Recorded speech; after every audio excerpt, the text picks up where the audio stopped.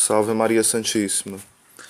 Hoje, quarta-feira de cinzas, dia de jejum, dia de abstinência de carne, dia de mergulharmos ainda mais na vida de oração e também na vida penitencial, na vida de caridade. Duas coisas, às vezes, que parecem opostas, mas que se complementam.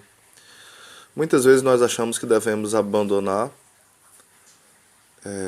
os pecados, os vícios neste tempo quaresmal, e isso deve ser um tipo de jejum.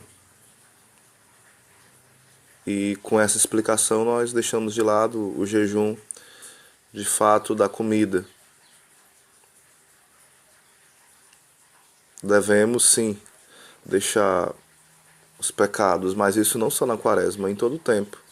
A luta e o combate contra o pecado é diário, porém na quaresma isso se intensifica. E se intensifica também nos gestos exteriores. Então, o jejum ele vai ter vários sentidos. O sentido de amor a Deus, o sentido de renúncia dos prazeres, o sentido de mortificação, o sentido de obediência, o sentido de disciplina, o sentido de ascese. Então, o jejum corporal ele é muito necessário. Nós nunca devemos esquecer que nós não somos animais nem anjos. Não somos animais para colocar, de certa forma, a comida como apenas uma forma de subsistência. Ou seja, eu como para sobreviver. Devemos comer em ação de graças. E devemos deixar de comer também, de uma certa forma, nesse mesmo render graças ao Senhor através do nosso corpo. Como fala o apóstolo Paulo, glorificai a Deus nos vossos corpos. Não sabeis que o vosso corpo é templo do Espírito Santo, que sois morada? O apóstolo Paulo vai nos indicar esse caminho. O jejum também é uma forma de glorificar a Deus no nosso corpo quando ele é bem feito. Então, de fato, o jejum, tanto na quarta-feira de cinza, como na sexta-feira santa, como nas sextas-feiras, toda sexta, também o jejum que é feito por algumas pessoas no sábado em honra à Virgem Maria, em penitência pelas almas. Então, tudo isso tem um sentido muito profundo de união ao esposo. O Senhor vai falar que quando ele for tirado, quando o esposo for tirado, então é tempo de jejum. Sacramentalmente, Jesus está conosco, mas ainda na plenitude, no sentido ele ressuscitado e físico e no reino definitivo, ele ainda não veio, nós o esperamos. Então, Jesus já veio no mistério da encarnação, ele permanece através da igreja e dos sacramentos e da sua palavra, porém, ele ainda virá de uma forma definitiva. E por isso nós esperamos. É aquilo que o livro de Apocalipse vai falar no final. O Espírito e a esposa dizem, vem Senhor Jesus. É esse desejo, essa saudade que nos fazem jejuar nessa expectativa do esposo.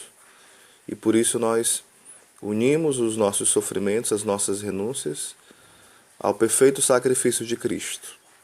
Então isso aqui é um pouquinho do sentido do jejum. Então é necessário essa sobriedade, essa renúncia por amor a Cristo. Então, mas também, por outro lado, eu não posso fazer disso só algo externo.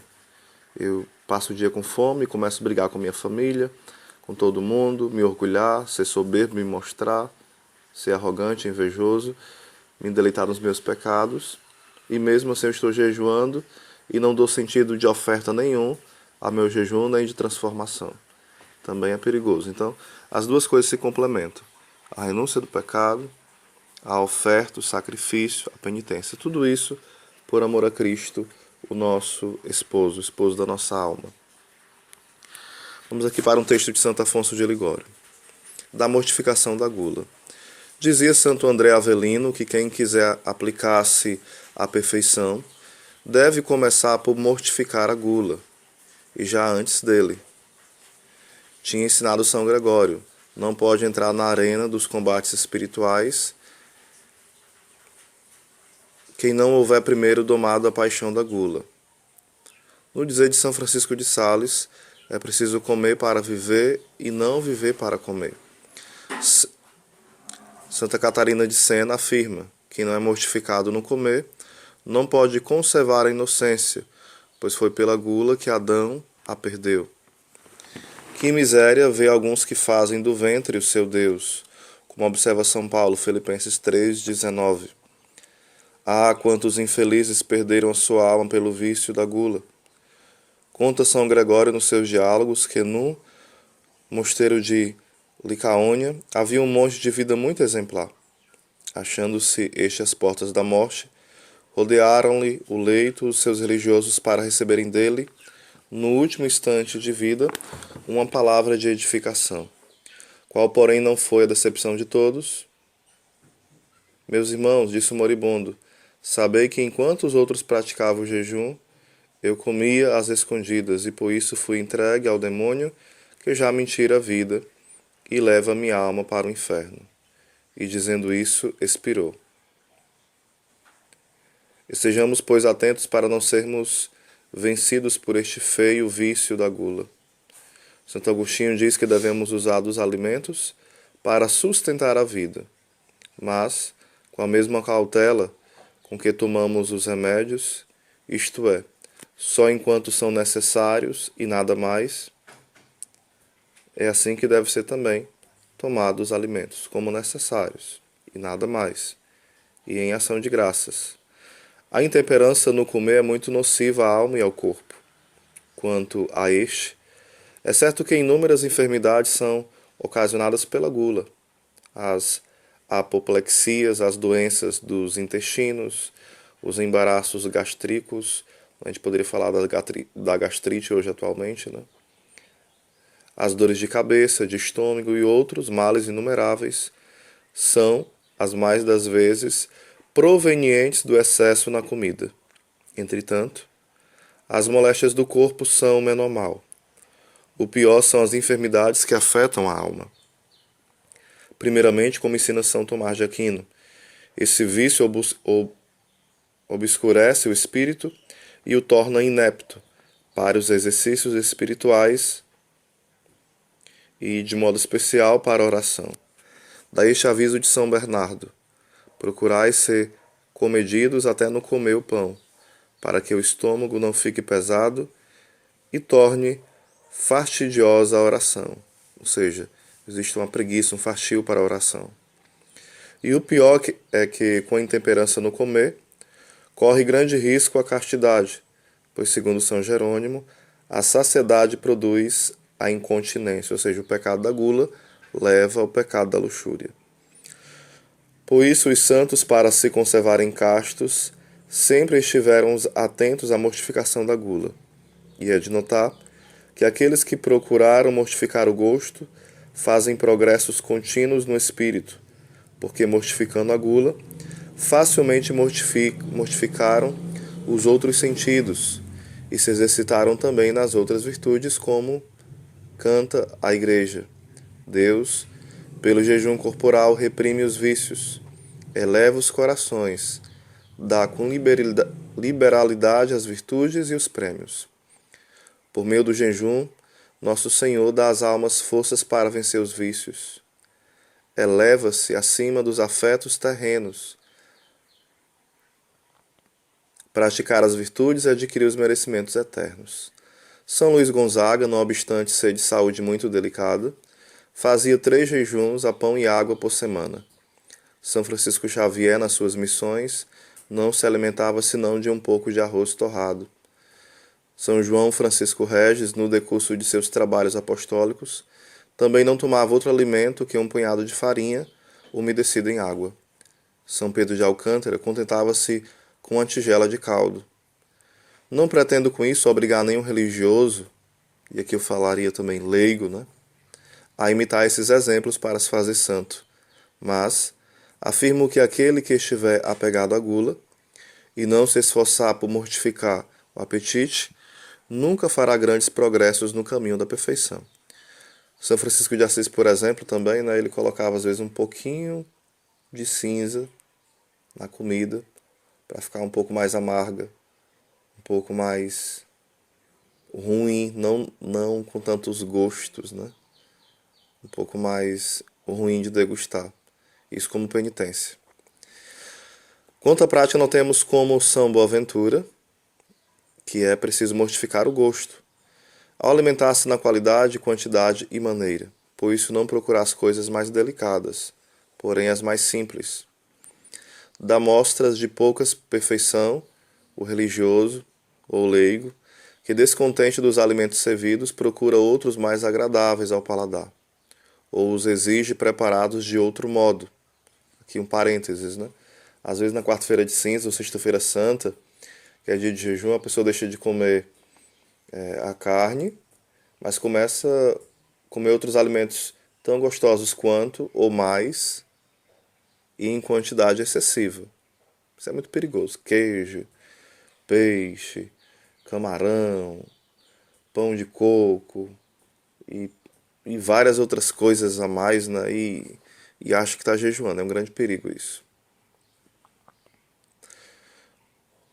O homem e a mulher que se mortificam segue o exemplo de São Luís, que sempre escolhia o que era mais contrário ao seu gosto. Isso é uma forma de penitência. Não só deixar de comer aquilo que nós gostamos, mas também quando nós vamos a um local, não somente na quaresma ou na quarta-feira de cinza ou sexta-feira santa, mas é algum local que nos ofereça algo que nós podemos comer, nós podemos, não nos fará mal à saúde, porém nós não gostamos muito. O ideal seria comer, para contrariar o nosso gosto e fortalecer a nossa vontade. Porque quando nós contrariamos a nossa vontade, nós fortalecemos a nossa vontade. São Tomás nunca pedia alimento nenhum em particular, mas sempre se contentava com o que lhe ofereciam.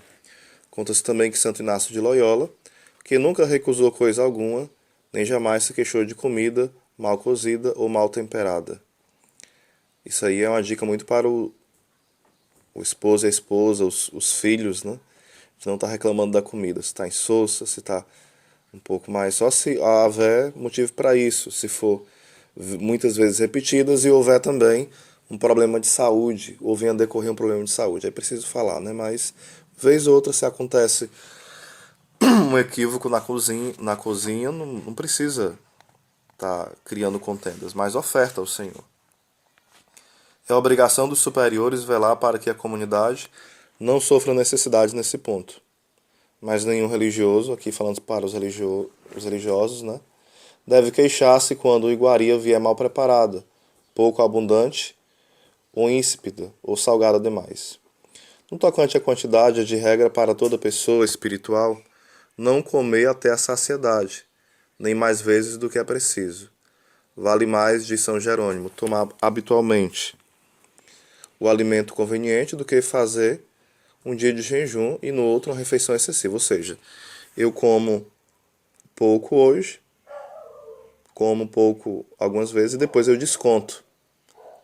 Isso é muito perigoso. São Jerônimo fala que é melhor comer de forma sóbria do que fazer isso. Jejuar e depois comer até não querer mais, né? E outra coisa, não comer até a saciedade, aquela coisa, eu comi e não cabe mais nada. Isso aí você já comeu até a saciedade. Você deve deixar um pouquinho, ainda ficar um pouquinho, de certa forma, né, de fome, para que você possa ser uma pessoa contida na forma de comer, certo? No tocante à bebida, pode-se, sem fazer mal à saúde, praticar a mortificação, abstendo-se de tomar qualquer coisa fora das refeições, a não ser que, por exigência especial da natureza, haja inconvenientes em superar a sede ardente. São Lourenço Justiniano não bebia fora da mesa, nem nos dias mais quentes. E quando lhes perguntaram como podia suportar a sede, respondeu: como poderei sofrer os ardores do purgatório, se agora não posso suportar essa privação? Quanto à maneira, São Boaventura recomenda não comer fora de hora, nem sem regra, mas ter uma disciplina nessa forma.